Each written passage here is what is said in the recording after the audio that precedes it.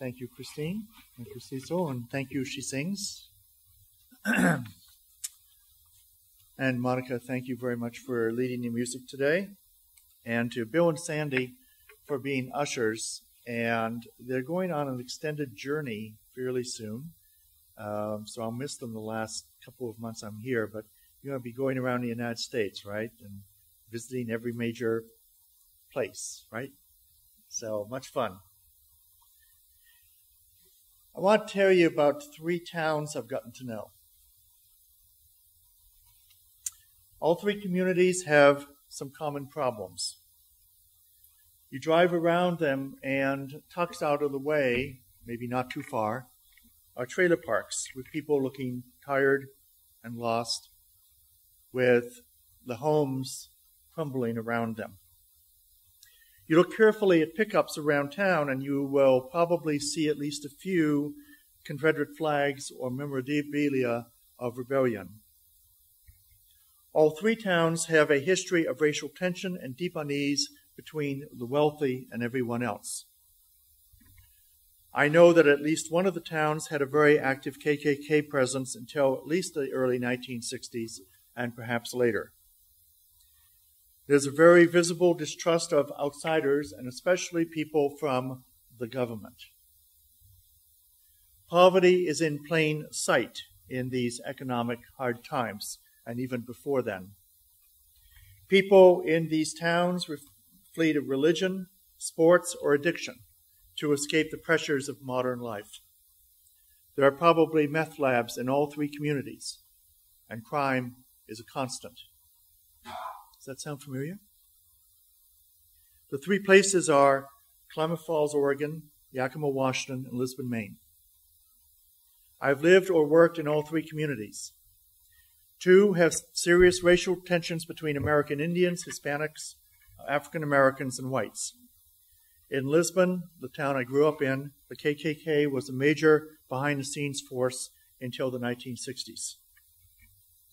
Now, my hope is that when I was talking about these towns, that you might have been thinking South Carolina or the South.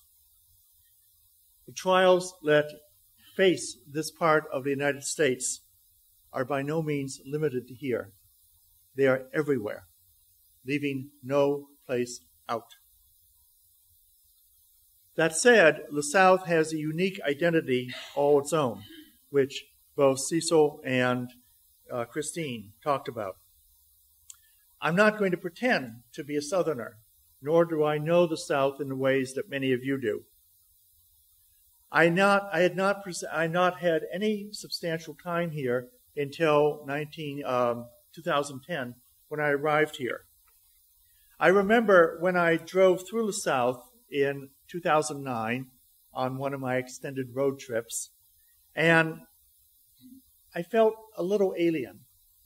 I got nervous when I'd see a police car behind me and wondering if they'd react to the mildly liberal bumper sticker on the back of my car. My own outsider biases were in full force as I very carefully kept to speed limits, and I opted for sweet tea, even though I hate sweet tea, but I didn't want to arouse suspicion.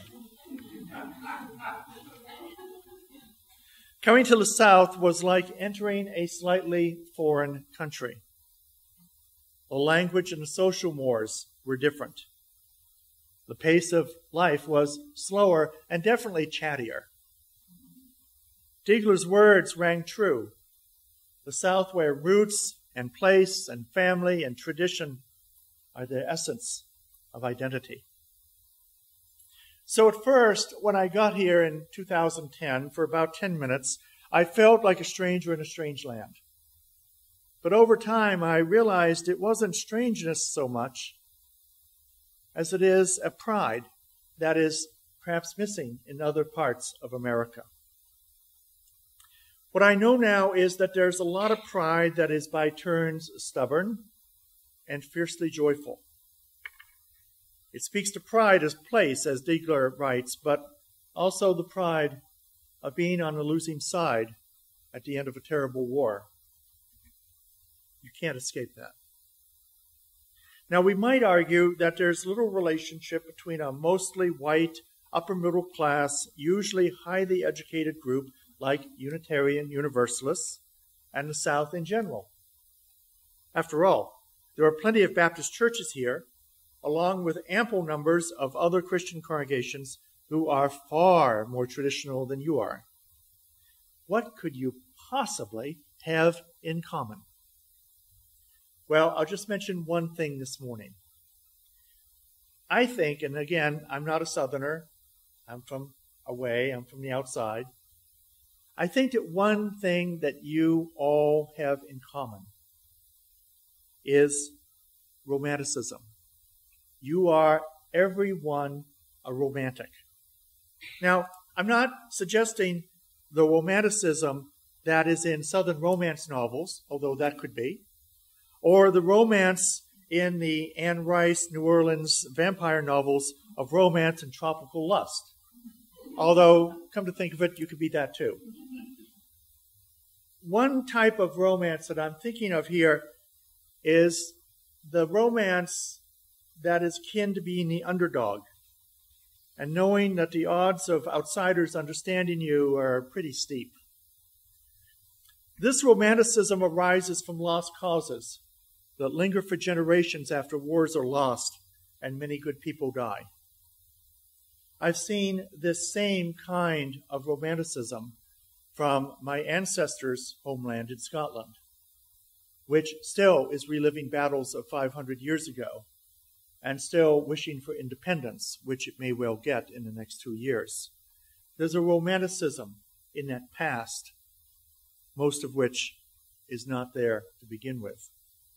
This romanticism, whether it's here in the South or maybe in New England, although that's a little stretch, talks about the past glories that were glories that probably weren't really glories, but we like to think so.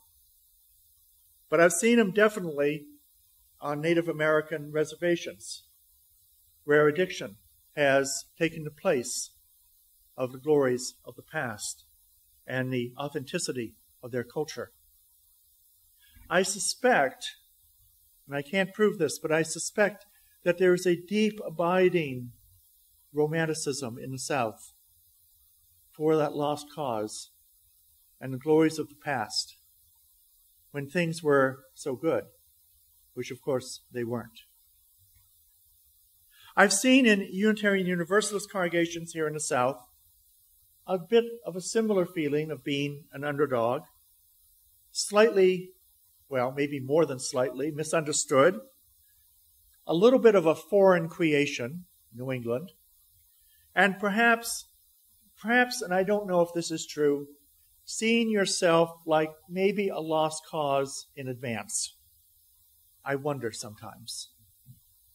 But that's not really the romanticism I'm talking about here. The other romanticism is the romanticism of the future. It presumes that there is a special partnering or relationship that is going to shape your traditions, your families, and your place for the next 5 generations. It's a romantic ideal that the best match is going to come. It could be in your new minister.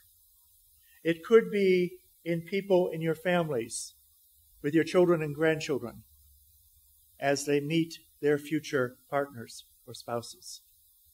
All the possibilities that may arise are contained in the romantic ideal that if it just can work out, it'll work.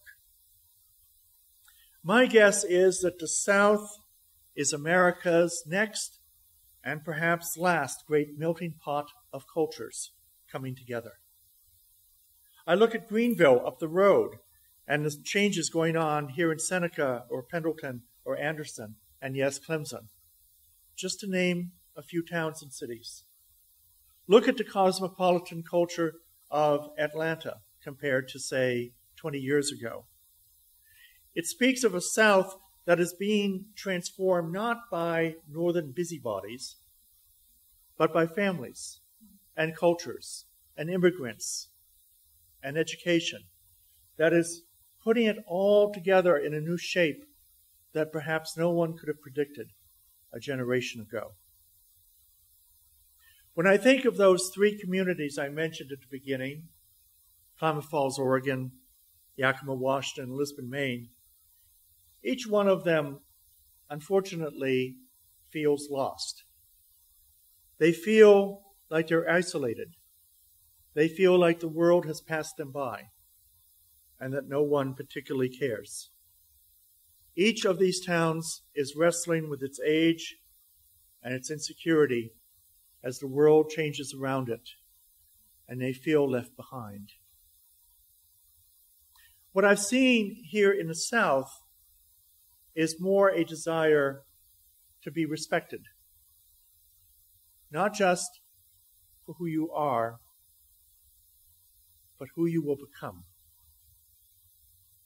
I think that you carry that romance forward in a very deep and abiding way.